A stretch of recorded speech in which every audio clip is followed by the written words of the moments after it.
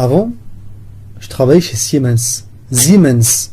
Monsieur Aznaoui, vous travaillez chez Siemens.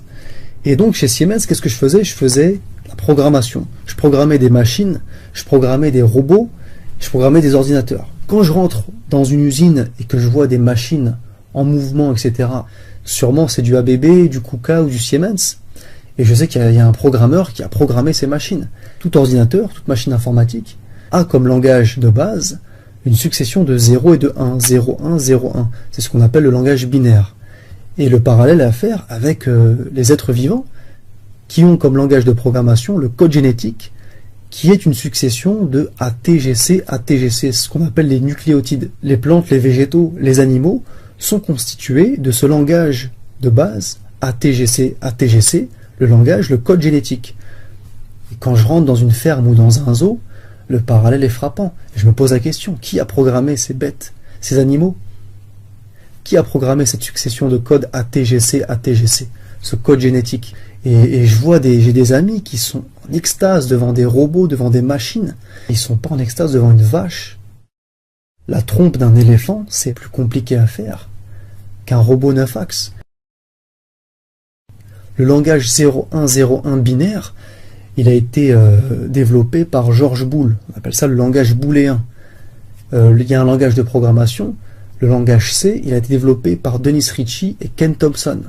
Le Dennis Ritchie, ça n'a rien à voir avec Lionel Ritchie. Le langage C++, avec lequel j'ai travaillé aussi, a été développé par un Danois qui s'appelle Bjarne Stroustrup. C'est un nom, on ne peut pas l'inventer, quoi. Et le langage de programmation des êtres vivants sur Terre, ATGC, ATGC, il a été développé par qui? Je pose la question. Donc un ingénieur ou un programmeur ou un ancien collègue qui vient me dire que Dieu n'existe pas, je lui réponds qu'il a loupé sa carrière. Il faut qu'il aille faire autre chose, des frites au McDo ou bien laver les toilettes de la gare de l'Est. Il faut qu'il change de métier. Hein. T'as du respect pour von Neumann, le créateur de l'informatique moderne.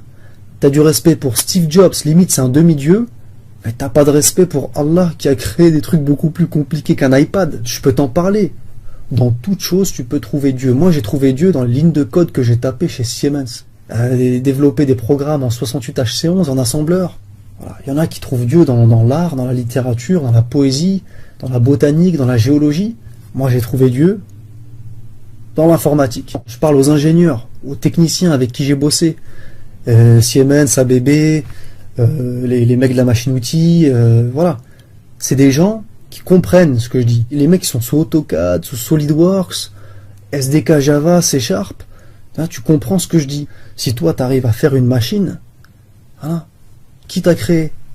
Tu vois, cette main-là, elle est beaucoup plus compliquée que le robot que tu sais faire. Respect à Dieu, le plus grand des programmeurs. Tout ce que j'ai à dire.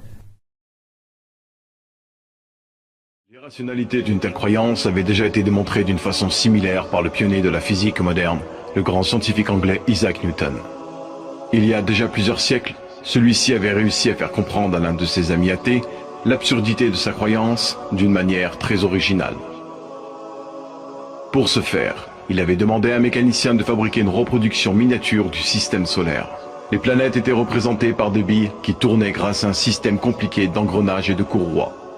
Newton plaça ensuite cette reproduction sur son bureau de travail dans son cabinet. Un jour, son ami athée entra dans la pièce et voyant cette superbe reproduction du système solaire, il fut très émerveillé et demanda qui l'avait fait.